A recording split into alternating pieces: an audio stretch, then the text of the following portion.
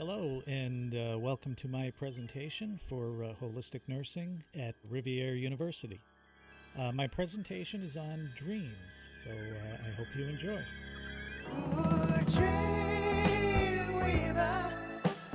I believe you can get me through the night.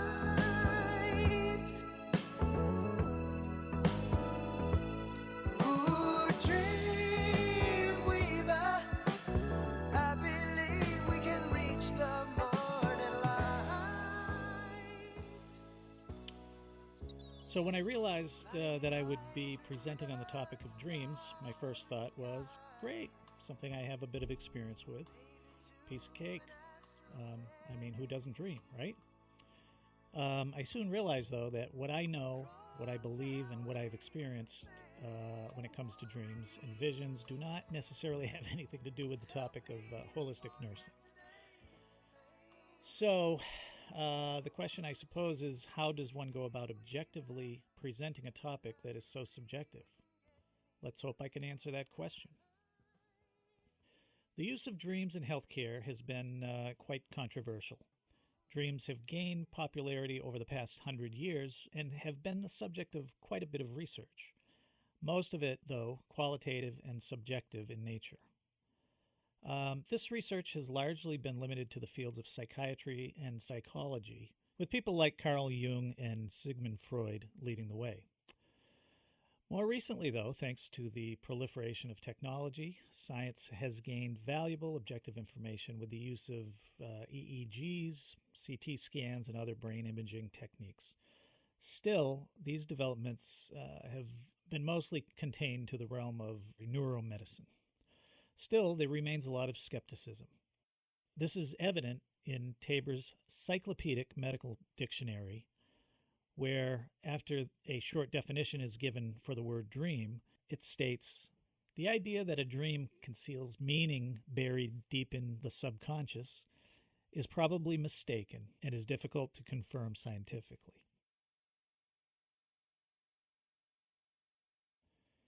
So, with that said, why, as nurses, should we know about dreams? Why are dreams important? And how do we incorporate dreams into our holistic nursing practice? Well, one of the 5 core values of holistic nursing is holistic nurse self-reflection and self-care. If we look at the breadth of holistic nursing practices, and if we look at all the modalities, one nurse may decide to focus his or her attention on one or more of the many holistic nursing roles. Or healing modalities that we've been learning about in this course. For instance, one nurse may be interested in therapeutic touch, Reiki therapy, therapeutic massage. Another may develop an expertise in alternative medicines, dietary supplements, and or herbal remedies. Another maybe music or art therapy, and the options seem limitless.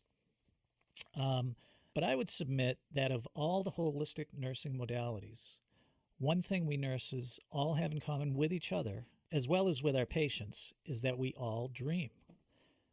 Dreams are important as they relate to the core value of self-care, in that dreams help us as nurses to understand our waking reality. I do like what Dossie and Keegan have to say regarding dreams, that dream work helps to bring our inner world, or our dream world, and outer world, our awake world, into alignment. So let's look at a few ways in which we can incorporate dreams into our holistic practice, each with research examples to support these techniques. We'll start by looking at group dream work, which serves to help nurses meet that core value of self-reflection and self-care. So the first research study was conducted by Cohen and Bumbaugh, and it was called Group Dream Work, a holistic resource for oncology nurses. So the authors of this study wanted to see if organizations could increase job satisfaction among nurses through the use of group dream work, hoping to prove that it could help nurses to increase self-understanding and problem-solving skills both personally and professionally. The design was a hermeneutic phenomenologic, descriptive and interpretive one. So I had to look these up, of course. What is hermeneutic phenomenology?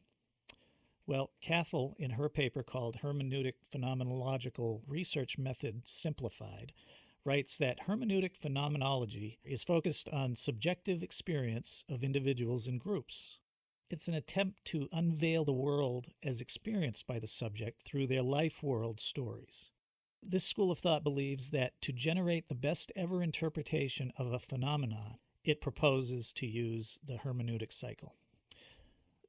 To put it simply, the idea behind this school of thought is to try to get to what lies beneath the subjective experience in order to determine or reveal the objective, and in the case of dream work, the waking reality, by making it known or making it realized to an individual.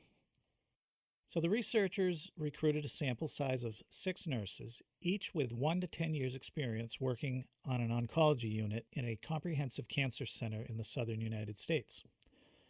The nurses participated in a total of 8 weekly group sessions focusing on dream work. Each nurse was interviewed individually by the primary investigator before the session began, and again at 1 month and 6 months after the final session. Although there were only 6 nurses, a total of 18 interviews were transcribed verbatim. Phenomenologic analysis was done on the transcripts. The DreamWork sessions were conducted in a private space next to the hospital where the participants worked. The primary researcher, a Jungian analyst in training, and a licensed professional counselor attended the meetings. They followed a course outline which included content such as practical tips for using dream images in day-to-day life, techniques to enhance your recall, journaling in the art of dream work, bringing the images into waking state, and how dream images help us in personal or professional life. The objectives for the sessions included identifying techniques to enhance dream recall and to record one's own dream content, to be able to self-assess the meaning of one's own dream in a waking state, and to practice using dreams as a resource to increase understanding of day-to-day life. So both of the investigators analyzed all 18 transcripts of the interviews and compared results. They identified certain common themes and phrases which were then compared over all 18 interviews line by line. They noted the number of participants who mentioned each theme and then made a grid of themes which were compared with each nurse over time as well. And they concluded that the use of group dream work can help with the development of self-awareness, helps nurses deal with conflict resolution and problem solving. And they concluded that group dream work may be a good resource for personal enrichment and professional growth.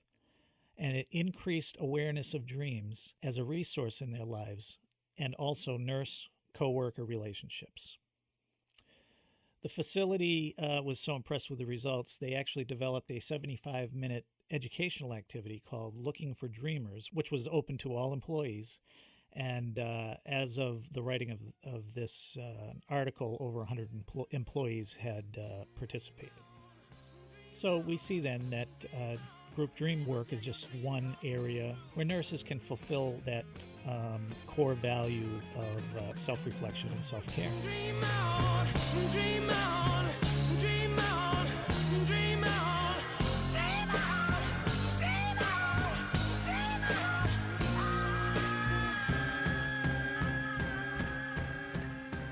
The second research study, called Therapeutic Effects of the Dreams of Nursing Home Residents in Poland, was very interesting. Ozarski's goal was to test Ernest Hartman's hypothesis that, quote, dreams have quasi-therapeutic potential, unquote. According to Ozarski, Hartman had concluded in earlier writings that dreams help us to understand our emotional state of mind. They provide what he calls an explanatory metaphor. He believes that dreams help to build connections in the mind and help to smooth out the disturbances by integrating new material, especially after a traumatic experience. Ozarski explains that in Poland, as is common in many other countries of Central and Eastern Europe, being placed in a nursing home is a traumatic experience for residents. These homes are generally considered by the public to be a place that one goes to die. They're often referred to as old people's houses, and staying in one of these homes is a trauma of isolation and rejection by the family. In addition to Hartman, Ozarski was largely inspired by Carl Jung's ideas that dreams serve a compensatory function, enabling us to remember things that we have either forgotten or neglected, whereas Hartman saw dreams as providing metaphors for the dreamer's emotional state of mind. Jung viewed dreams as objective facts, not there to answer our expectations, and not things, quote, invented, unquote, by the dreamer. So the study was both quantitative, using the Hall Van de Castle coding system, and quantitative. The sample size was n equals 100. There were 100 people, 42 were men, and 58 were women. All were nursing home residents in Poland. The ages ranged from 50 to 94. Because of the high rate of illiteracy among the sample group, the researcher personally interviewed every patient. The greatest indicator of a dream's therapeutic effectiveness in this study was the dreamer's subjective impressions. So the interviewer obtained the content of the dream, the person's personal beliefs regarding the nature of dreams, and a total of 147 accounts of dreams were actually transcribed, 55 from men and 92 from women. A smaller subgroup called believers was singled out. These were participants who reported a belief in any kind of helpfulness of their dreams. This accounted for 37% of the entire sample and included 15 men and 22 women. The results were quite interesting. The majority of dreams involved familiar characters, family members, relatives, and friends. These encounters with familiar faces, according to the author, made the dreamers more eager to consider their dreams as helpful. Second, many dreams repeated actual events that had occurred in the past. Thirdly, and perhaps most significant as it relates to holistic nursing, is that the number of overwhelmingly positive emotions described by the dreamer supports the idea that, in the case of traumatized nursing home residents, dreams serve less as a way for residents to adapt to their current living situation and problem solve, but rather these dreams are a strategy used for one purpose only, and that is to improve the dreamer's state of mind, and by doing so, improving their state of health and their well-being. To put it simply, dreams provide these people a source of pleasure. One other thing that the study found was that in none of the cases did good dreams cause regret or nostalgia for past happiness. Rather, all of the dreamers who reported dreaming about good old times or the past joyful situations woke up feeling better. Ozarski calls this the rule of compensation, which he explains, they dream about what they lack and what they cannot experience while in a waking state. Although Ozarski is unable to reject Hartman's hypothesis completely, he concludes that, quote, not all dreams with a quasi-therapeutic effect are metaphorical in character, which is what Hartman had asserted, but that there exists a certain species of therapeutic dreams that operate slightly differently. So we see here that dreams can be very beneficial, and I would add that, the recounting of dreams is likely what makes it even more beneficial. So I think it's just important for nurses to be aware that that is one of the roles we can play, is to encourage patients to talk about their dreams. Sweet dreams are made of these. Who am I to disagree? I travel the world. The third study I looked at was called End-of-Life Dreams and Visions. a longitudinal study of hospice patients' experiences. So, this final study examined end of life dreams and visions, or ELDVs. Researchers looked at 66 patients who were admitted to a hospice inpatient unit between January 2011 and July 2012. The goal of this longitudinal study was to examine the dreams of patients who were nearing their end of life. They sought to examine the frequency of dreams and visions, the content of the patient's dreams, and their subjective experience, and also to explore how these factors relate to the time and or proximity to death. This was a mixed method study which incorporated semi-structured interviews which used closed and open-ended questions. The research ultimately involved 59 participants, nearly all of whom had had at least one dream or vision. Almost half of them occurred while asleep. Nearly all of the participants reported that the dreams felt very real. The most common dreams, visions included deceased friends and relatives and living friends and relatives. Remarkably, dreams that involved deceased friends and relatives, and pets, by the way, were more comforting than those that included living friends and relatives.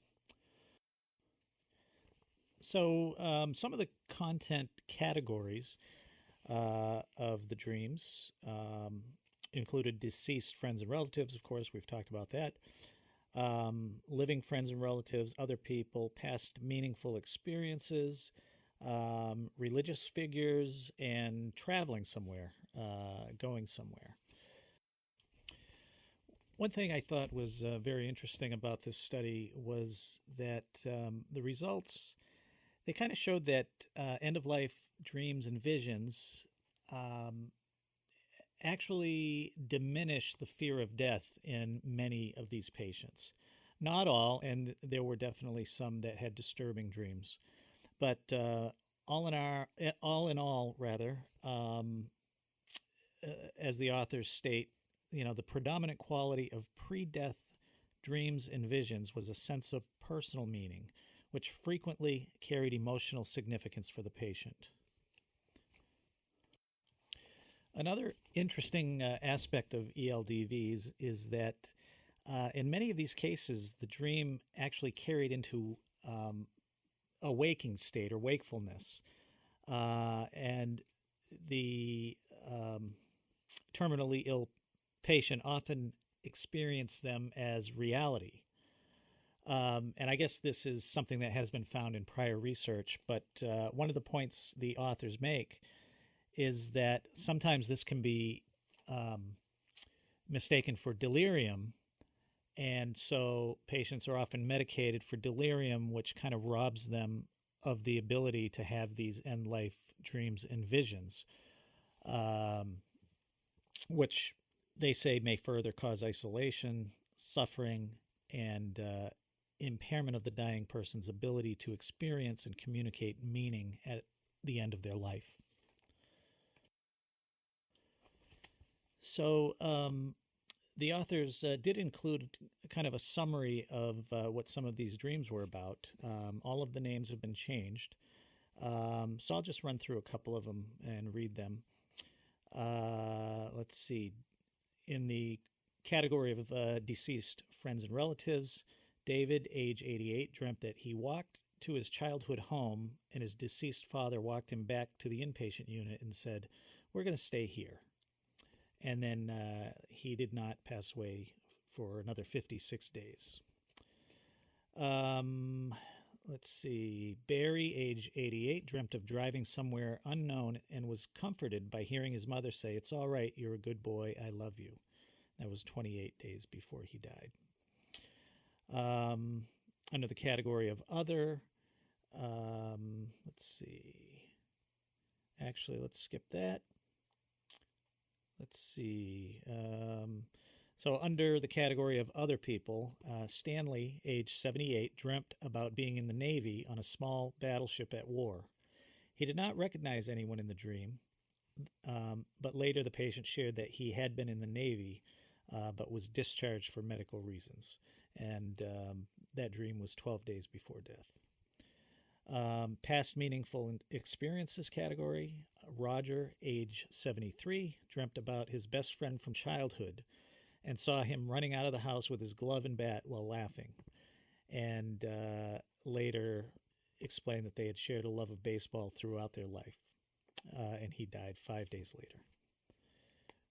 Rita, age 54, dreamt of a childhood friend who caused her great pain.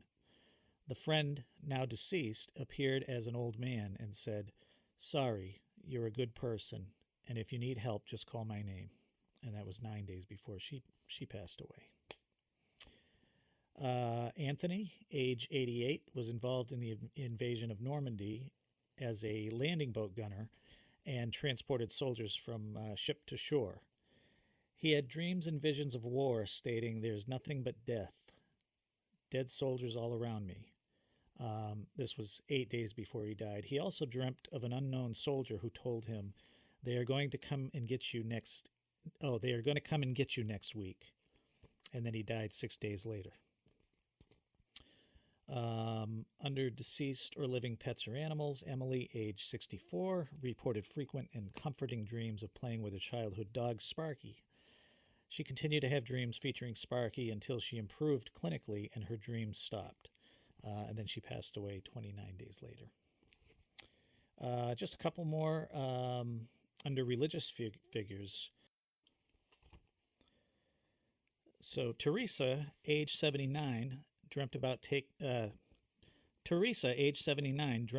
talking to Father Sean, a local Catholic priest who had been murdered in the 1960s, and reported that he, the priest, told me the end of the week, I'm going to die in 7 days. And she died 7 days later.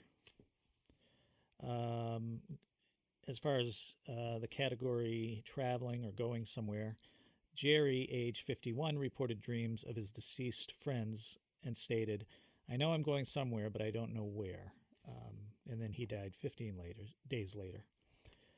Ruth, age 91, stated she was begging God to take her so that she could see her mother. She reported comforting dreams, visions of going to heaven to see her mother, who sent her back saying, "It's not your time yet." And then she passed away 1 day later. So the authors conclude, they basically explain that, although the person is dying, their emotional and spiritual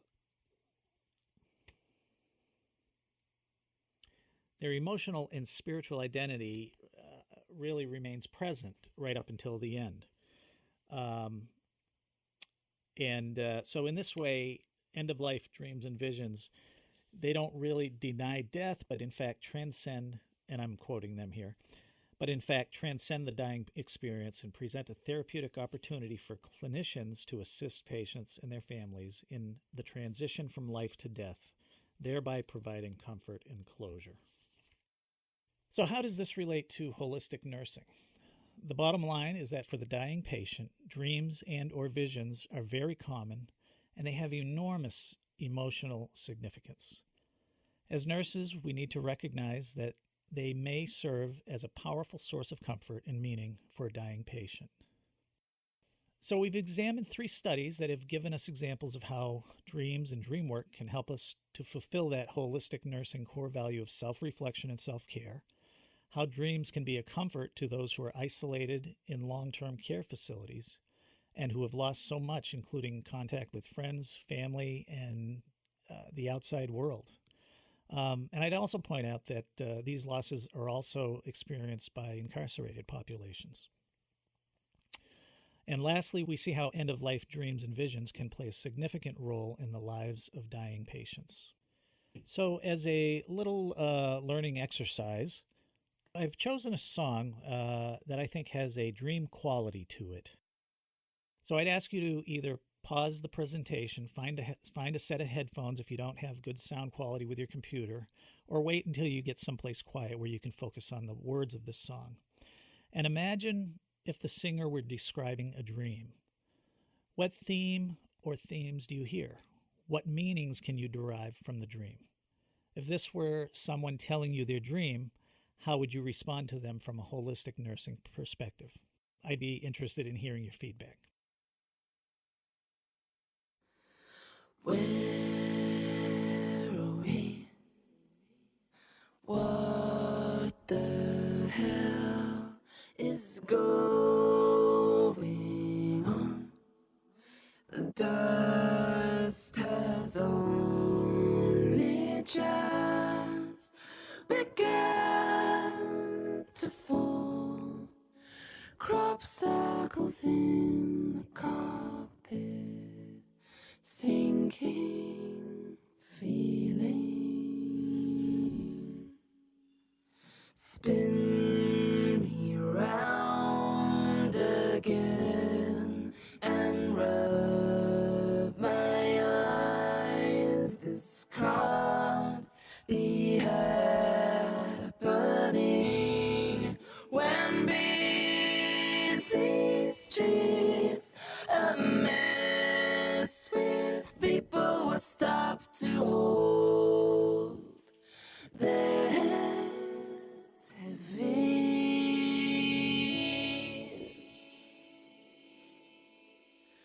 Hide and seek,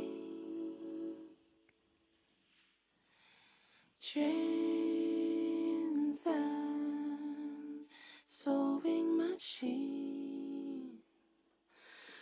All those years, they were here first. Oily marks appear on walls where pleasure moments hung before the takeover, the sweeping insensitivity of this still life.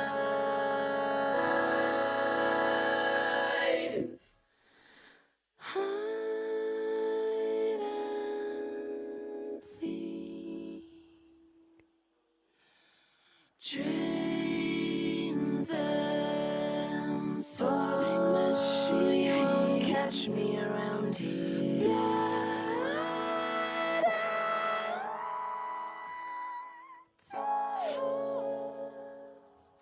They were here first. What you say? That you only meant well, well, 'cause you did. What you say? That it's all for the best, 'cause it is. What you say? That it's just what we need. You decided this. What you say? What did she say? Rinse and notes keep falling out your mouth. Mid-sweet talk news, people are caught. Speak no, feeling no. I don't believe you. You don't care a bit. You don't care a bit. Rinse and notes keep falling out your mouth. Mid-sweet talk news, people are caught. Speak no, feeling no. You don't care a bit. You don't care. You don't care. You don't care a bit. You don't care a bit. You don't care a bit. You don't care a bit. You don't care a bit.